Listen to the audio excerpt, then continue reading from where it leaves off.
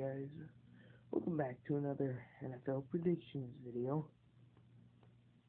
Oh damn, why do I keep saying that? That's not what it is.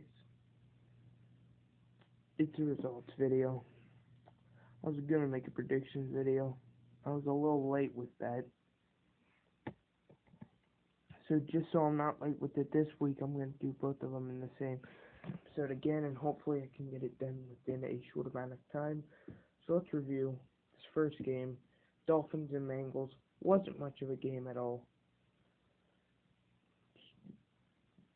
Bengals just clearly won. They're that good of a team. And you've got the Jaguars at the Colts. The Jaguars ended up winning their first game by a field goal. Colts were coming back, but Jaguars needed a win. Colts are not that good. They just got a win against the Chargers last week. Now the Chargers, even though I thought they were going to be good, they've been blowing some pretty close games. Even though they are thought to be a horrible team, they play a lot of close games as well. So I wouldn't say they're too bad. But they're not extremely good. Then you got Buffalo shutting out New England in Foxborough, making the Broncos the only undefeated team in the AFC, which pisses me off. So that's one game we don't have to fucking talk about. The Patriots just sucking ass in that game. But now some of you are wondering why this is correct. For those of you who have seen my AFC East predictions video, probably not a lot of you, but I assume some people know that I had predicted the Patriots to win both games against the Bills. However, I had changed my mind. Patriots haven't lost a game yet, and I did predict them to lose at least one game within the first 4 weeks. Whether or not it be the Bills or the Cardinals, I knew it was going to be one of the two. Or at least I would guess the Bills if it weren't the Cardinals. Because you see, I'm not just gonna give New England the prediction to slip by with so many wins before losing. They have to go to Denver this year. I thought Denver was gonna suck. Maybe New England might just lose again this year against them. Hopefully not, but maybe they might. Typical Browns losing a game to the Redskins. 20-31. Now that's not typical Redskins, but that's typical Browns to lose to any team, making Washington average. See, the only team I think that's actually worthy of winning that division this year is the Eagles, because they don't have too many tough opponents, and even when they do, when they're at home, they'll probably be guaranteed to win the majority of their home games. So the Eagles are not a bad team without Chip Kelly. So if anything, this new coach of theirs might even do better than Chip Kelly. He might even lead them to a Super Bowl, which is actually one of my predictions. They either go to the championship in the NFC Championship and lose, or they go to the Super Bowl and lose. I do not think they win it all, but I do think they come close. They come within one of the last 4 or 5 teams to make it to the Super Bowl. So that means they're going to be last in the. They do go to the Super Bowl and lose it. They'll be number 31 when they get to choose their first round draft pick, which will probably be the problem. Thing is, if you're a good team, you don't get very many good draft picks. If you're a really good team the following year, after that, it just all slips by. Let's just shut up about the Eagles. They didn't even play. Titans at Texans. I'm not going to talk about that. It was an awfully close game for what I expected it to be, since it was at the Texans. Apparently Texans are like average or something. I don't know. They're 3-1, but they play like an average, mediocre team. Seahawks beat the Jets. I had the Jets winning that. I didn't know how bad the Jets were going to be this year.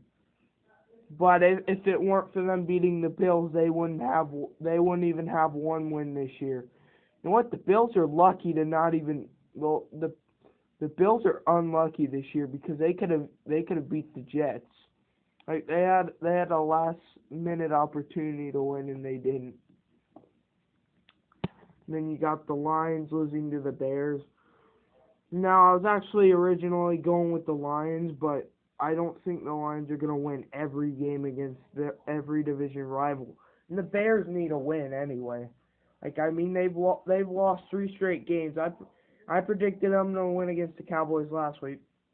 I was wrong. I was thinking, should I choose against them or with them this week? I'm thinking with them because they're at home against a division rival. But I'm giving the Lions a win at home against them, so... The Bears, the only team the Bears will probably beat twice is the Packers.